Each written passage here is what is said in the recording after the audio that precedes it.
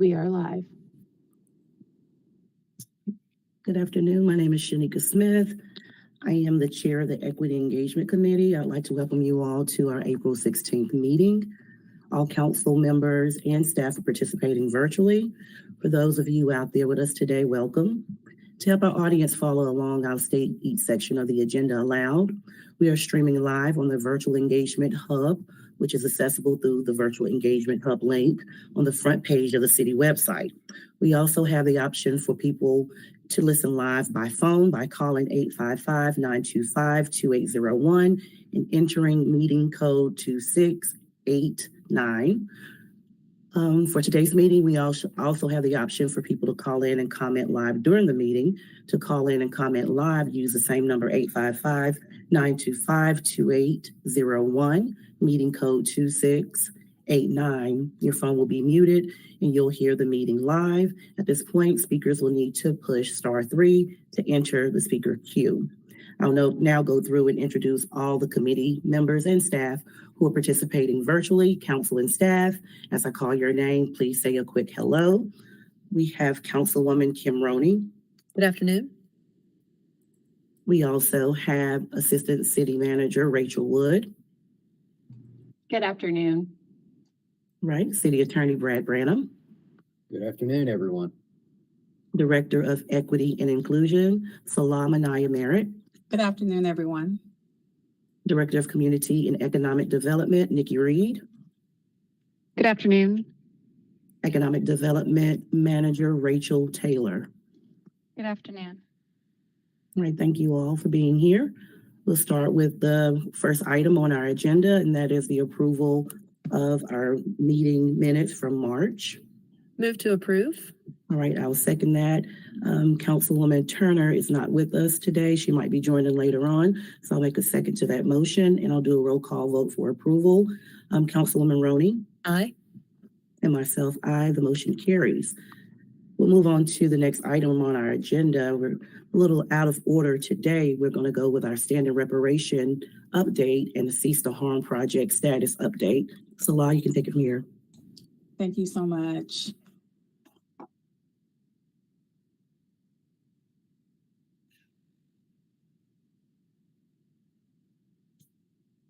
Thank you, Katie. Again, Salam Anaya Merritt, Equity and Inclusion Director, and I will be presenting today on our equity, on our reparations update. Next slide, please.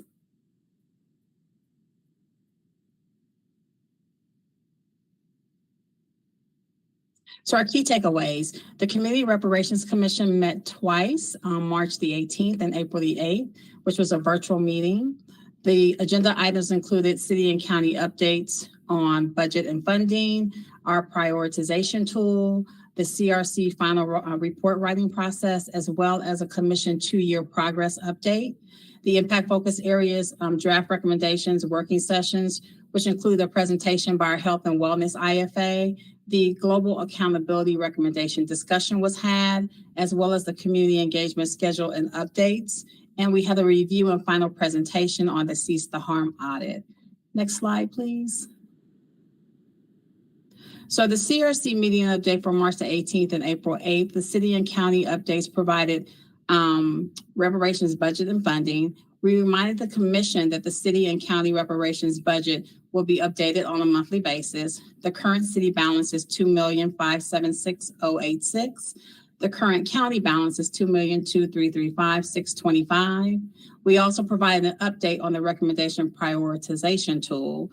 There was questions about the use of a different term in lieu of prioritization. There was concern shared that some recommendations may be left out if we were to prioritize. Future CRC meetings will include additional discussion on recommendation refinement.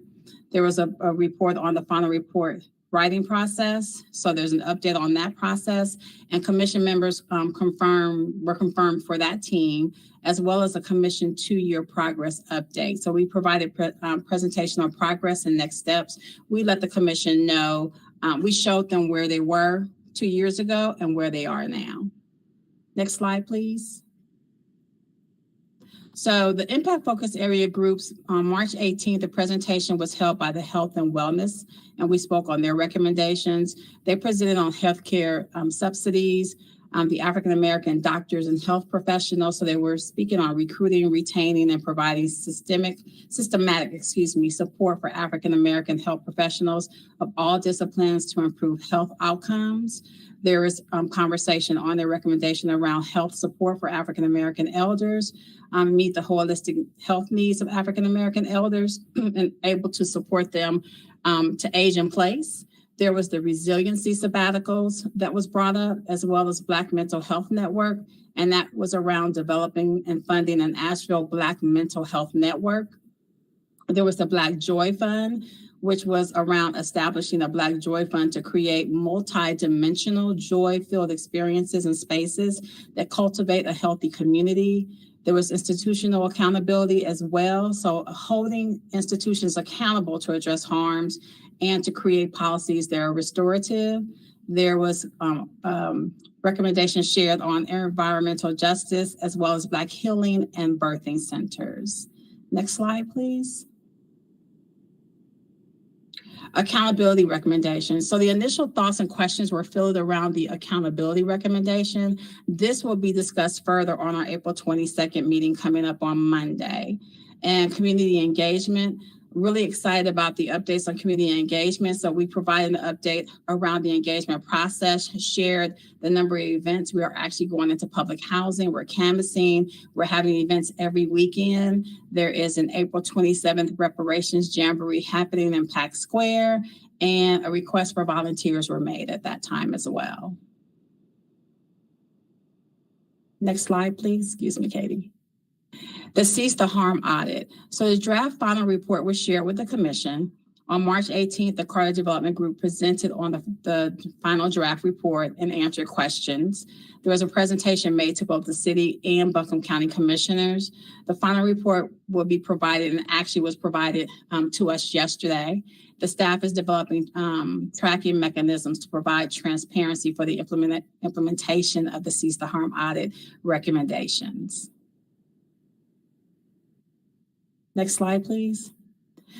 Again, our key takeaways. We met on March the 18th and April 8th. City and county provided updates on budget and funding, prioritization tools, the final CRC report writing process, the 2-year process, as well as a presentation by the Health and Wellness IFA, discussions on the global accountability recommendation, update on the community engagement schedule and updates, and recommendations around the prioritization tool, and the review and final presentation on the Cease the Harm audit. Thank you.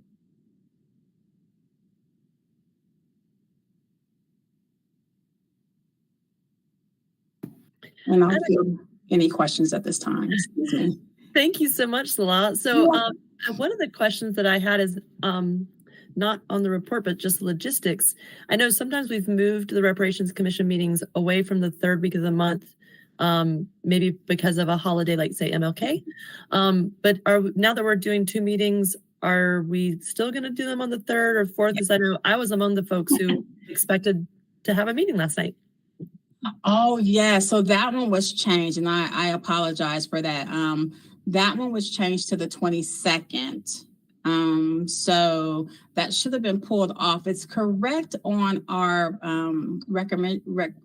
reparations page, but I think there was still invite that had gone out. So I apologize for that. So they are on the 3rd unless there is a holiday. For May, it will not be on the 3rd, I believe, because of Memorial Day weekend. And I think there may have been an event at the Civic Center. Okay. So we will have 2 virtuals coming up in May, one in May and one in June. Thank you so much. So there was just 1 meeting in May and June, not 2. There's 2. So there's a virtual, there's a special called meeting in May. I don't want to call the date because I don't want to get it incorrect. For sure. And then there's a special called meeting in June as well. I so see. We'll have 2 meetings each month. So I imagine that those maybe I didn't look deep enough into it, but if we already have an idea of those being penciled in, it might be helpful, because I usually just try to point folks to our Reparations Commission website when they need information. If we have an idea of what some of those future dates are, that could be a good thing to make sure it's bubbling up to the top. Definitely. Thank you. I'll make sure that that happens. I had a question about global accountability. Yes. What does that mean?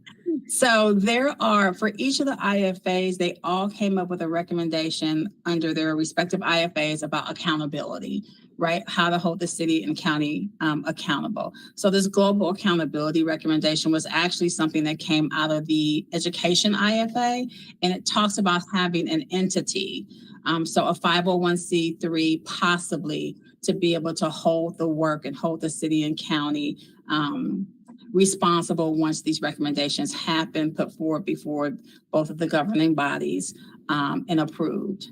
So that global accountability is them coming together as all the IFAs to be able to hold the city and county accountable. In your presentation mentioned that they kind of had a high-level conversation about recommendations, but they were coming back to finalize. Is that what they came up with? A third-party entity holding the city and county accountable? So we are still working on that and what that could look like. So it either can be them creating their own 501c3, it could be an advisory commission, or it could be an existing organization 501c3 that they work with to be able to move this forward. All right, thank you. You're welcome. Questions? All right, we'll see you at our next meeting. Thank you. Okay. We're moving on to the next item on our agenda, and that is a strategic partnership grant, round 4 award recommendations, and Rachel Taylor will be presenting here. All right, thank you so much. Good afternoon. My name is Rachel Taylor. I am the Economic Development Division Manager, here to present an update to the funding recommendations and a bit more additional context for the recommendations we presented to this committee in March. Next slide. And so basically at our March 13th meeting, we provided an overview of the program changes and the program balance from 2022 up until today. We also provided an overview of the focus areas, scoring criteria, and evaluation process. And we presented funding recommendations based on the evaluation panel's review of the 21 applications, the budget documents, and pre-recorded presentations. At this committee's direction, staff conducted follow-up interviews with each of the 5 recommended organizations to assess the impacts associated with potentially not fully funding their applications. And so based on those follow-up interviews, the funding recommendations as presented in March supports funding programming for the most students with the least degree of impact to services. And so today, this committee is being asked to review those recommendations from the evaluation panel and make final funding recommendations for City Council's consideration at the April 23rd meeting. Next slide. And so I just want to highlight again the program evolution. And so in 2022, the Strategic Partnership Grant Program scope was changed, again with that emphasis to work with organizations to address the impacts of the opportunity gap by supporting low to moderate income school-age youth. And then in fiscal years 23 and 24, the program implemented a series of changes and program enhancements across 2 rounds of applications. Those include streamlining communication and the application process, increasing the award minimum to $35,000 per program, providing evaluation and award recommendations based on fully funding requests, requiring applicants to submit a recorded presentation instead of the previous live presentations at a special committee meeting, updating the scoring criteria, and then connecting the program focus areas to opportunity gap key indicators, and then tying that in with the evaluation review and discussion process. Next slide. We also highlighted the program balance over the several previous fiscal years, and so you can see here the program balance in fiscal year 22. At that time, the program was still paused, and that balance was $469,000. As of July 22, that's in fiscal year 23, the program balance was $711,000. And then at fiscal year 24, the program balance was $643,000. And so right now we are working with about $237,000 for this round of awards. Next slide. Again, here are the evaluation panel members. One of the program enhancements that we've been working on is adding more subject matter experts to our evaluation panel. You can see here reflected, we have 3 education professionals, 2 students, and then 2 staff members representing the finance department and community development. Next slide. And here we have a recap of the applications we received in this round. This is the 4th round of applications and awards we've issued since we started back this program. We received 21 applications with a total funding request of over $1.3 million.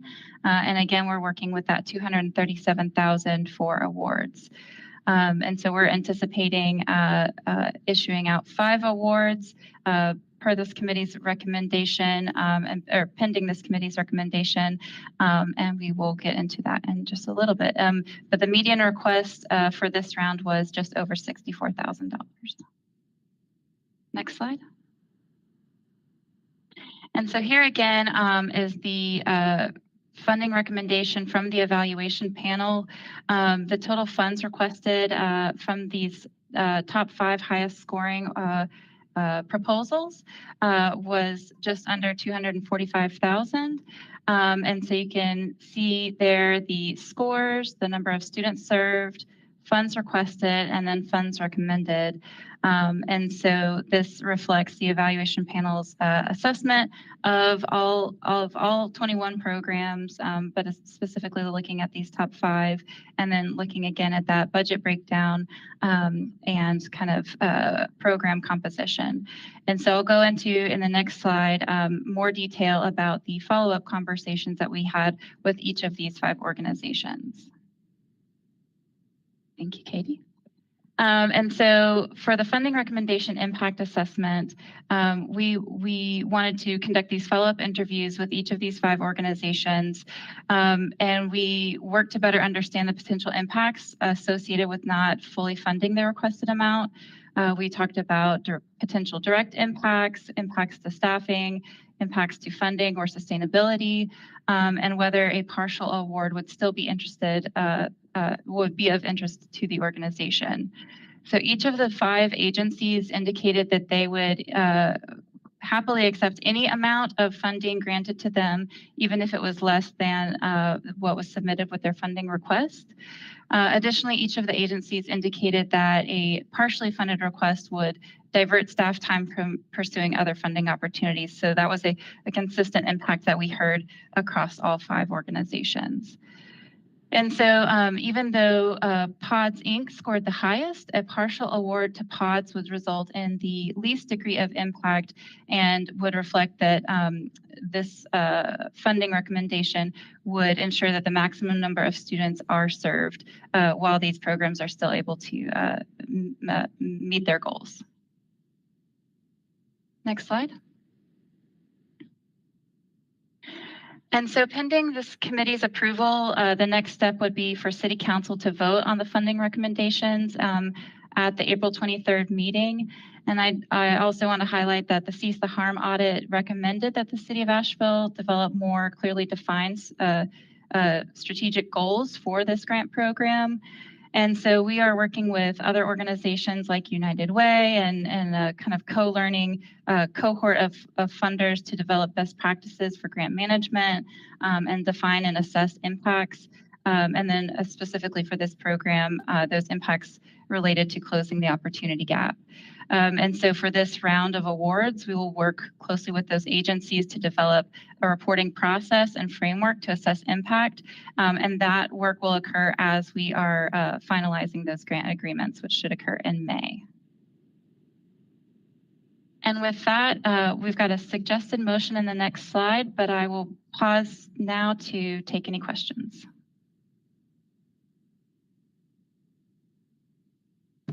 don't have any questions today. I just want to say thank you, Rachel and team, for putting in the extra work to follow up on the questions that we asked last time. Of course, thank you. This is Sage. No questions for me today. All right, thank you, Rachel. We have a suggested motion here. Would anyone like to make the motion? I move to recommend City Council the approval of the Evaluation Panel's fiscal year 2024 Strategic Partnership Grant Program funding recommendations to 5 agencies in the total award amount of $237,000. Second. All right, with the motion in a second, I'll do a roll call vote for approval. Councilwoman Turner, Aye. Councilwoman Roney, Aye. the motion carries. Thank you, Rachel. Thank you. We're going to go to public comment right now. I forgot that we kind of had a reorder in our agenda, and public comment was at the top of our meeting. So we're going to see if anybody's in the speaker queue right now. One moment and I will check. Okay.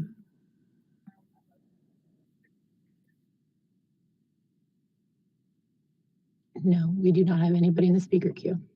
All righty. Any last comments from staff or committee members? All right. Goodbye, guys. Meeting adjourned.